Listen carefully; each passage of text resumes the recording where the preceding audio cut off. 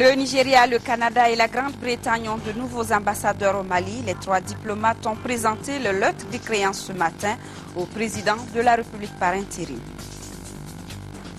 Les candidats au CAP et au BT ont ouvert hier la série des examens spéciaux pour les élèves déplacés. Ils sont repartis entre les régions de Mopti, Ségou et le district de Bamako. Près de 5000 candidats composent dans le centre de Sévaré où le ministre de l'Éducation a donné le coup d'envoi des épreuves. Pour la fête de Tabaski, le gouvernement suspend provisoirement toutes les taxes sur le prix du mouton. C'est la décision prise cet après-midi au cours d'une réunion entre les représentants de 6 départements ministériels. Mesdames et messieurs, bonsoir et bienvenue à cette édition. Le président de la République par intérim a reçu les lettres de créance de 3 ambassadeurs. Il s'agit de ceux du Nigeria, du Canada et de la Grande-Bretagne. Mariam Sagara nous présente ces nouveaux diplomates fraîchement accrédités dans notre pays. Le premier ambassadeur à présenter ses lettres de créance est le Nigérian Ilia Ali Dounia Nuhu. Cette fonction, il l'a exercée en Côte d'Ivoire, au Venezuela, aux États-Unis avant de se retrouver au Mali. Dounia Nuhu a aussi occupé des fonctions intermédiaires dans la diplomatie.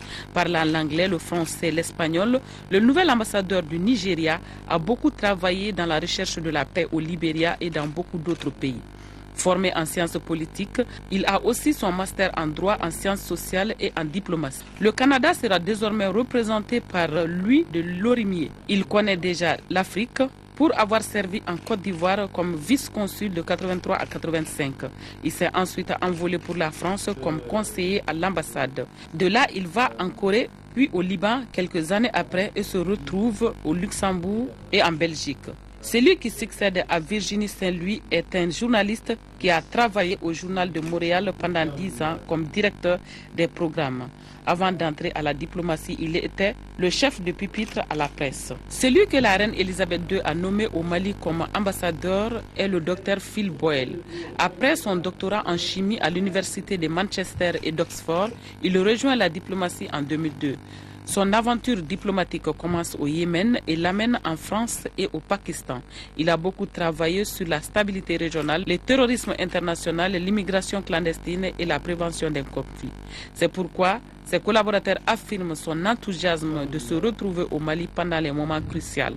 Impatient de prendre fonction, le Dr Phil Boyle demande à résider au Mali pour s'occuper du Mali à partir de Bamako. Jusque-là, l'ambassadeur de la Grande-Bretagne au Mali résidait à Dakar. Et nous restons avec le président de la République par intérim qui a reçu hier soir en audience le sous-secrétaire général des Nations Unies chargé des droits de l'homme. Et la violation des droits de l'homme au Mali a été largement évoquée par les 2 personnalités. Alpha Maïga nous fait le compte-rendu d'audience. Une délégation des Nations Unies en charge des droits de l'homme séjourne au Mali.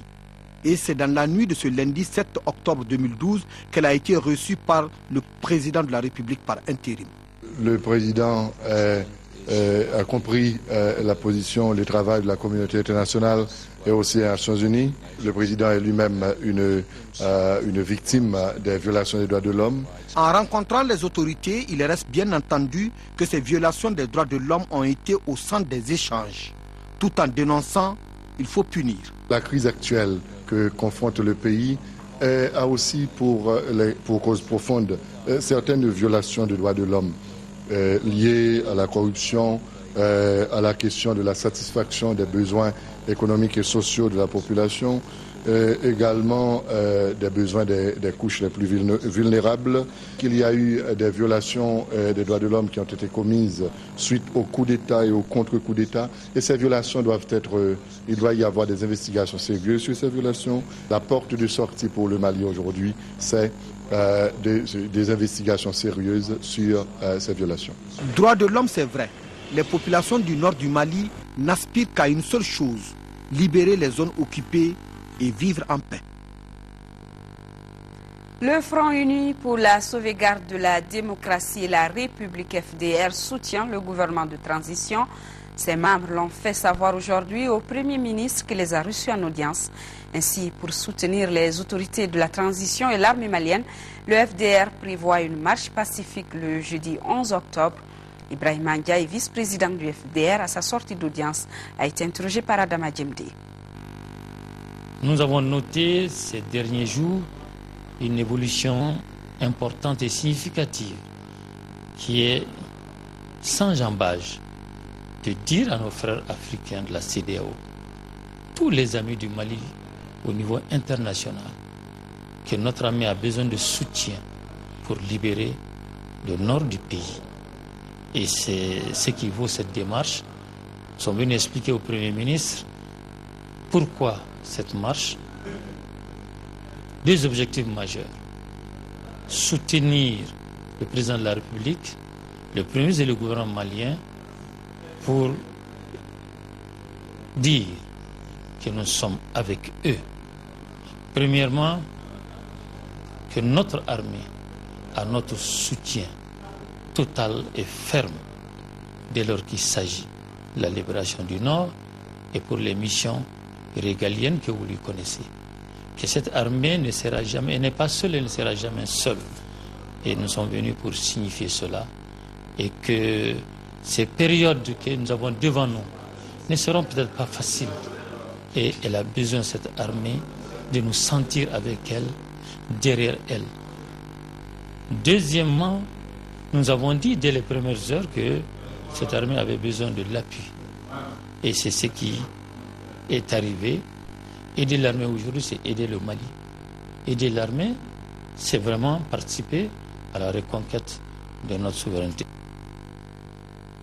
Au cours de cette audience, le FDR a également salué la requête du gouvernement auprès du Conseil de sécurité de l'Organisation des Nations Unies. Il demande l'assistance de toute la communauté internationale et des États amis du Mali pour une intervention militaire. Le Premier ministre a salué l'esprit de patriotisme qui a motivé l'initiative du FDR et invité les organisateurs de la marche à manifester dans l'ordre et dans la discipline.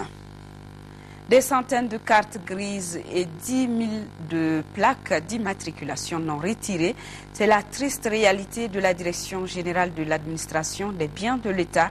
Une réalité qu'a pu constater le ministre délégué auprès du ministre de l'économie, des finances et du budget, chargé du budget.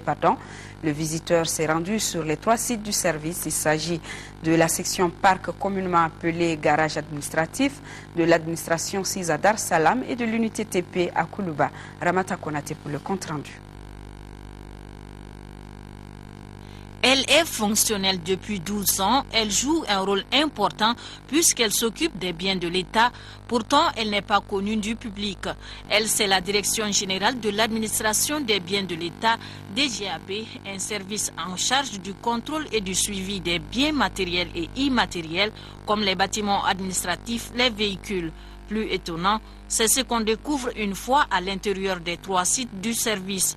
Un tour suffit au niveau de sa section parc ou de son administration à Dar Salam ou encore de son unité TP à Koulouba pour se rendre compte de la faiblesse du niveau de contrôle des biens de l'État et des difficultés rencontrées par cette structure. Des centaines de cartes grises et 10 000 plaques d'immatriculation non retirées, alors que les engins concernés sont utilisés par les services publics et privés. L'antenne travaux publics de Koulouba, 3e site de la DGAB, n'a pratiquement plus rien d'un service. Le ministre délégué auprès du ministre de l'économie, des finances et du budget, chargé du budget Marempa Samoura, a donc fait le tour des 3 sites. Le constat que j'en tire est que ce service-là est un peu à marge de l'évolution de la gestion des finances publiques du Mali, d'autant plus qu'il manque de tout, cruellement de matériel, cruellement de ressources humaines.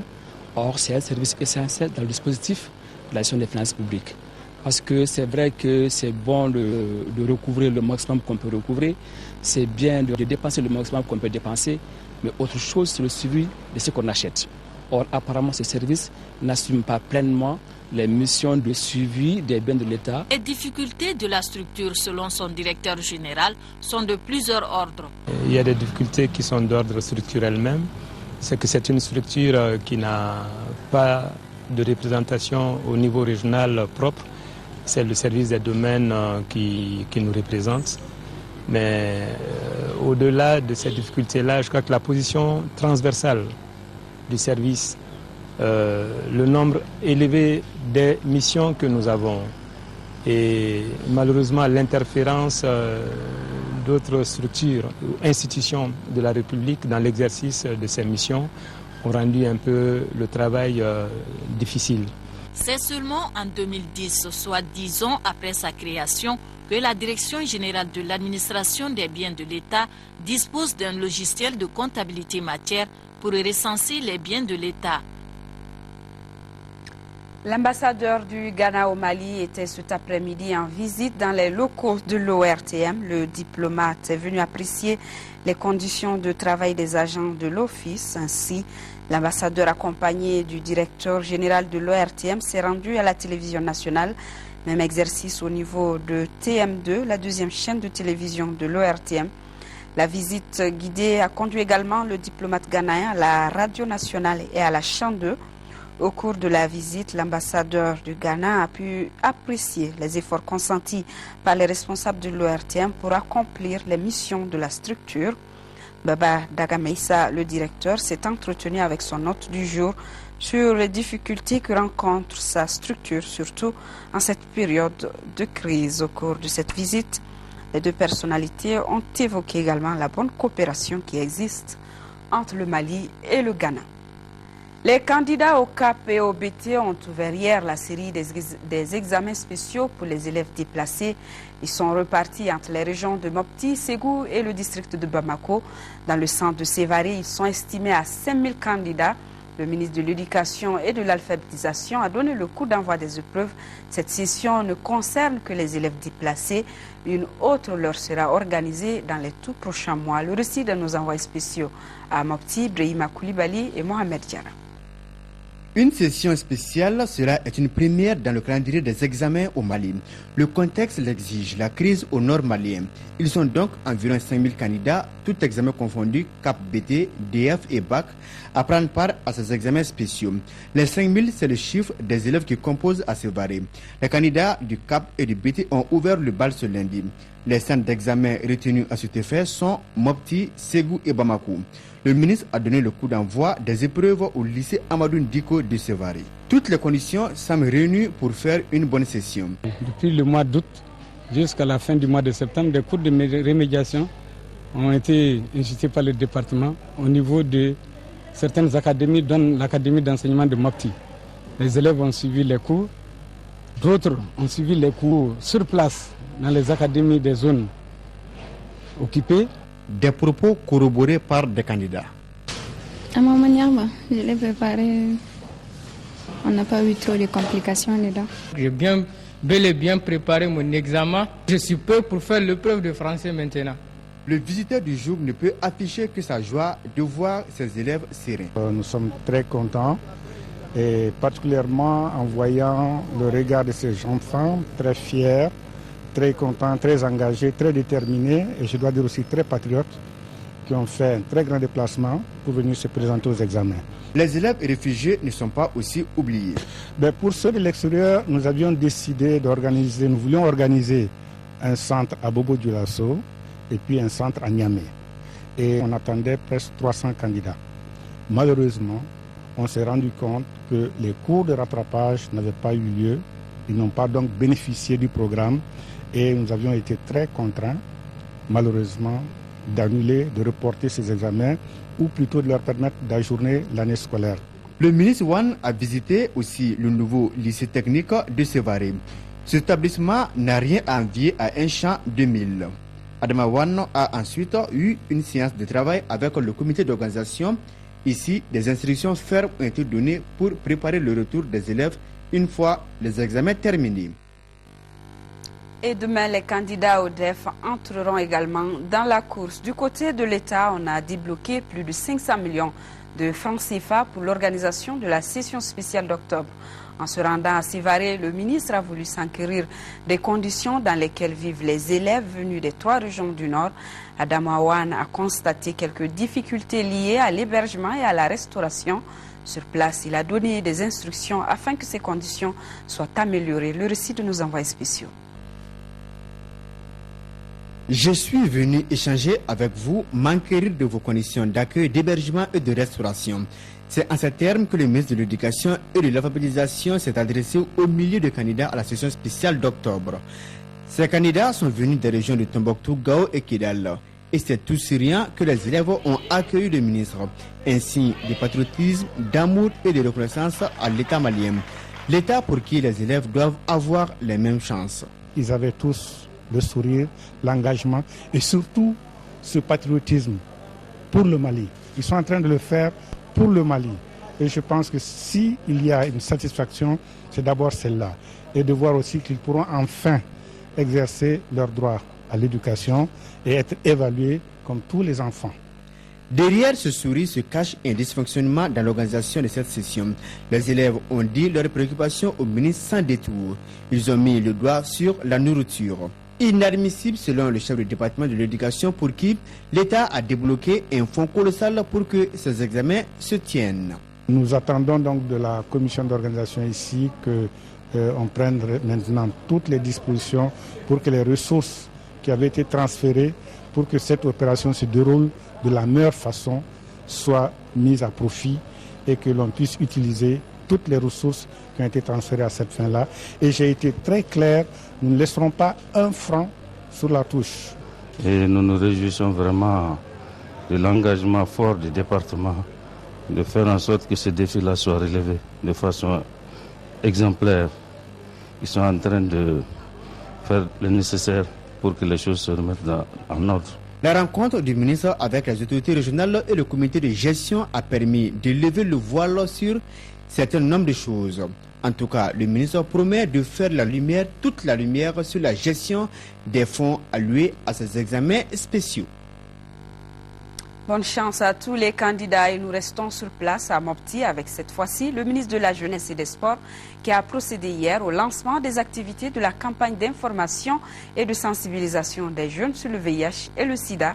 Objectif, renforcer la prévention du VIH-sida parmi la population, particulièrement chez les jeunes de Mopti et ceux déplacés des régions du Nord. Le reportage depuis Mopti de Aminata Touré. Le VIH et le sida constituent aujourd'hui un deuxième front pour l'ensemble de la nation malienne au regard du contexte national particulier marqué par le déplacement des populations dont les conséquences sont incalculables. D'où le lancement par le département en charge de la jeunesse et des sports en partenariat avec l'UNICEF d'une campagne de communication sur le VIH et le sida en milieu jeune. Cette campagne de prévention vise à donner aux populations et en particulier au moins à 30 000 jeunes civils et militaires déplacés de guerre à Sévaré aussi bien qu'à Mopti, des informations, des compétences nécessaires pour éviter la contamination par le VIH.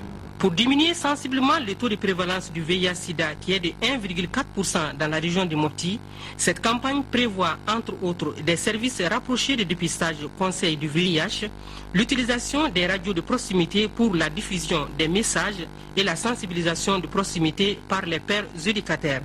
Si le VIH est une menace sérieuse pour l'humanité, elle est davantage pour la jeunesse qui y paye le plus lourd tribut au regard des multiples facteurs de vulnérabilité comme le déficit communicationnel, le multipartenariat sexuel, voire le déni du VIH. Pour le gouvernement du Mali, la lutte contre le VIH devient une priorité au regard du contexte national. Pour une meilleure mise en œuvre des activités de cette campagne, une formation a été organisée à l'intention d'une soixantaine de pères éducateurs et des leaders des jeunes déplacés des régions du Nord.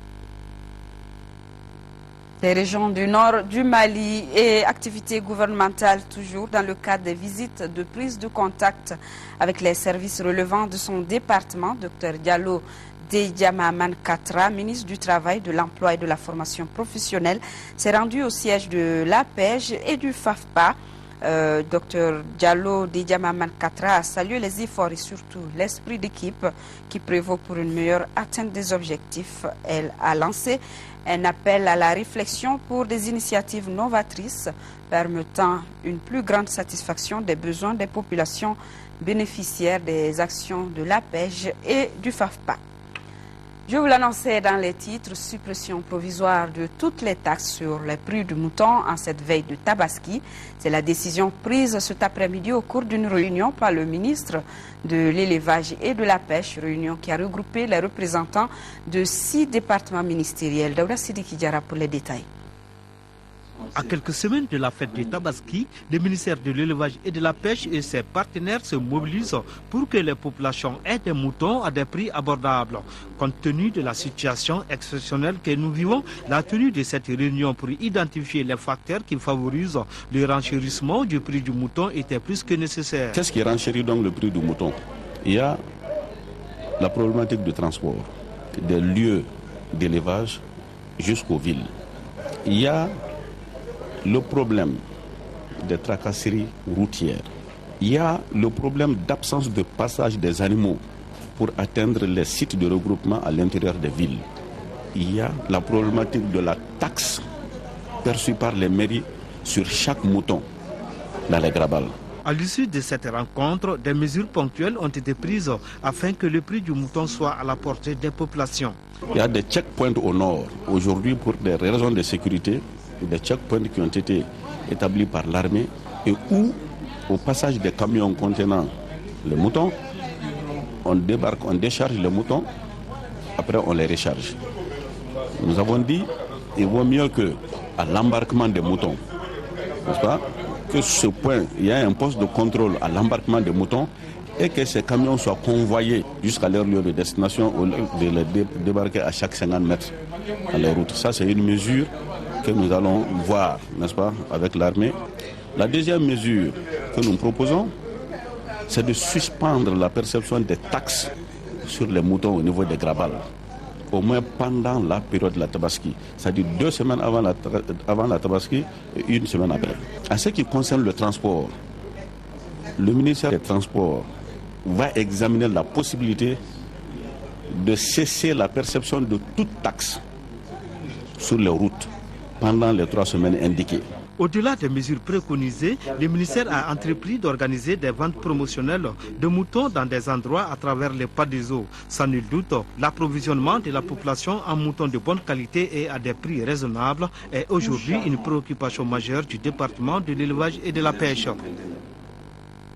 Et toujours concernant la fête de Tabaski, ce communiqué du ministre de l'administration territoriale et de la décentralisation qui convie en réunion les personnalités nationales d'observation de la Lune chargées de la fixation des dates des fêtes musulmanes et du début du mois de Ramadan le lundi 15 octobre 2012 à partir de 18 h dans la salle de conférence de son département.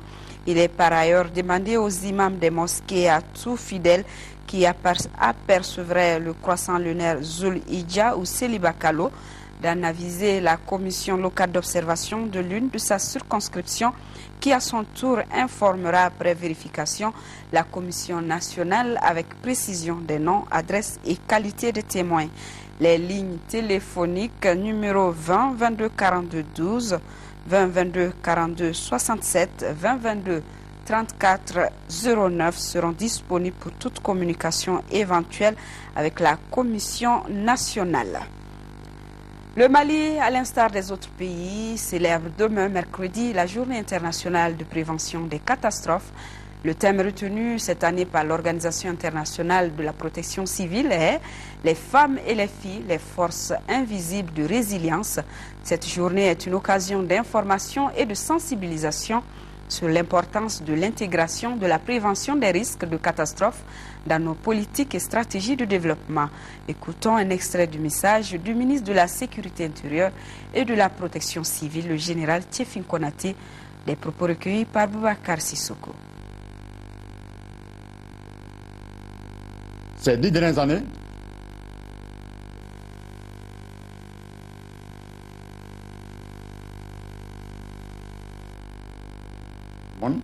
la majorité vivant dans les pays en voie de développement. Ces chiffres alarmants interpellent la conscience collective et nous invitent à beaucoup de réflexions sur le devenir des générations futures. La consolidation de nos efforts de développement passe par la sensibilisation et la formation de nos communautés sur la prévention des catastrophes afin d'aplanir leurs effets sur les personnes et les biens lorsqu'elles surviennent. L'écrasante majorité de la population que constituent les femmes et les filles ne sauraient être en marge de cette action. Elles peuvent renverser les tendances par un effort soutenu d'éducation et de formation, car éduquer une fille, c'est éduquer une famille, c'est éduquer une communauté, c'est éduquer enfin un pays. Il s'agira pour nous de renforcer leur capacité de résilience et de réduire leur vulnérabilité à travers des séances d'information, d'éducation et de sensibilisation face au risque de catastrophe. À cet effet, les services publics de la protection civile et les acteurs nationaux impliqués dans la prévention et la gestion des catastrophes ne ménageront aucun effort pour atteindre cet objectif. Autre célébration, celle de la Journée mondiale de la santé mentale. C'est demain. Dépression, une crise mondiale en est le thème. À cet effet, nous vous proposons un extrait du message du représentant de l'OMS au Mali, Dr Fatoumata Bintati Diallo, est au micro de Mamour Sidibé. Demain 10 octobre, nous commémorons la Journée mondiale de la santé mentale avec le reste du monde. Le thème retenu pour cette année est dépression, une crise mondiale. Ce thème attire l'attention sur la charge mondiale due à la dépression et l'impérieuse nécessité d'assurer la prévention et le traitement diligent des cas. La dépression est un trouble mental sérieux et complexe qui peut toucher n'importe qui. C'est l'une des principales causes d'incapacité et elle contribue fortement à la charge de morbidité mondiale.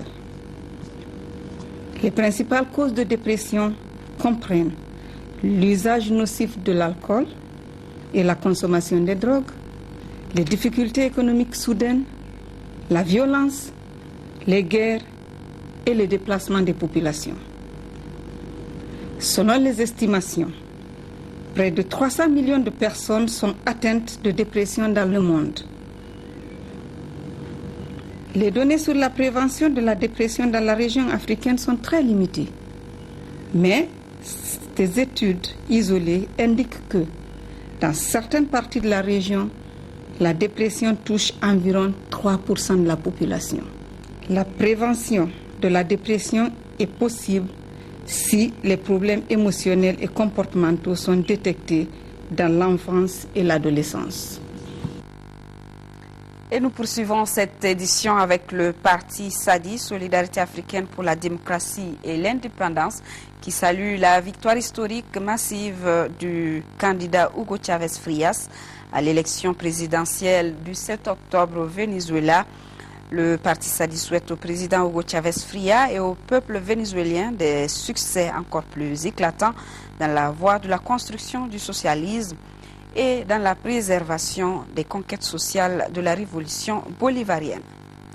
Culture de la paix et de la non-violence, c'est le thème d'un concours ouvert ce matin à Bamako à l'intention des journalistes. Il est initié par le Club des Amis de l'Union européenne au Mali en collaboration avec l'Organisation des jeunes reporters du Mali, OGRM. Le concours s'inscrit dans le cadre d'un projet dénommé Talent de la presse. Son objectif est d'inciter les journalistes à jouer leur partition dans la gestion de la crise à travers un meilleur traitement de l'information. Timogo Konaté nous en dit plus. La presse ou encore le quatrième pouvoir, un pouvoir sur lequel fonde beaucoup d'espoir le Club des Amis de l'Union européenne au Mali dans la résolution de la crise. Voilà qui justifie l'initiation de ces concours en collaboration avec l'Organisation des jeunes reporters du Mali. Le thème retenu, culture de la paix et de la non-violence. Dans cette situation critique du pays, les journalistes ont vraiment leur part à jouer dans l'apaisement du pays. Nous sommes dans ce contexte. Aujourd'hui, vous êtes sans savoir que le Mali a besoin de la paix. La compétition qui s'étend du 9 au 23 octobre est ouverte à tous les reporters, toutes catégories confondues.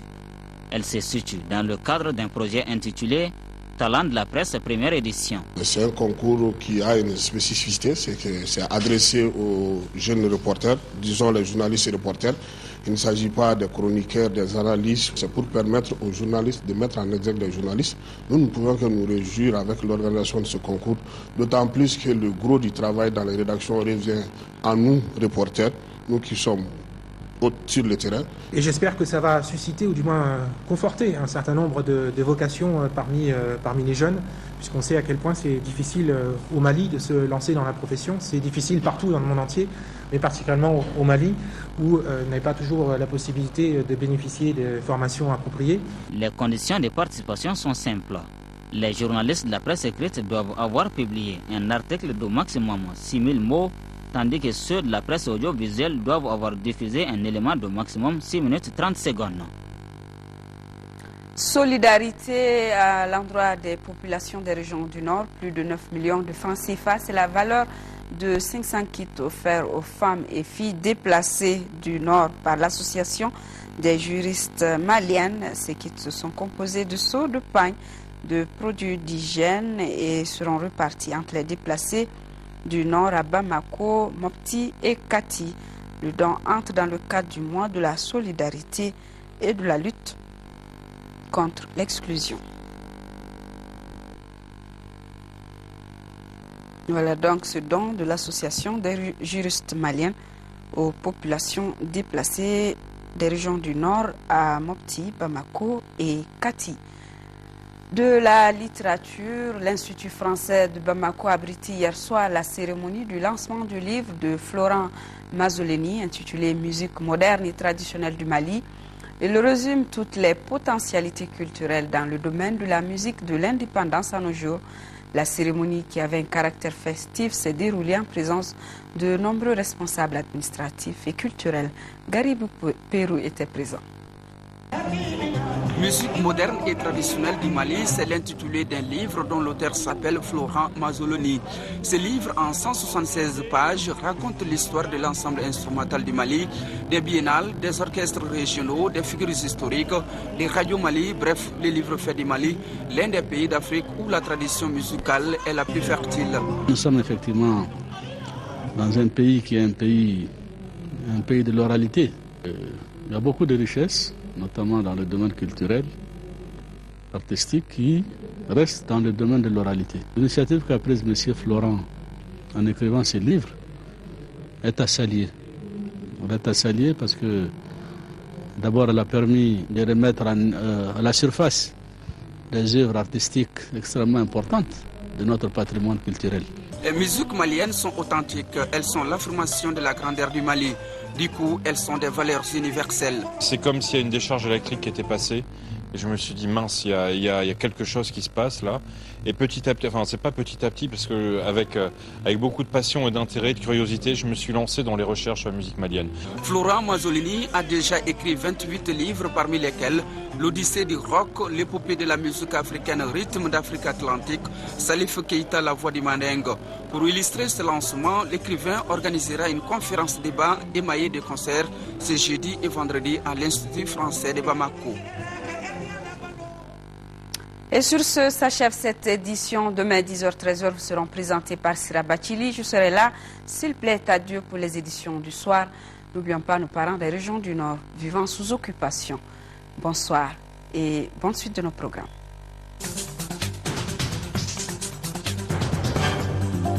Thank you.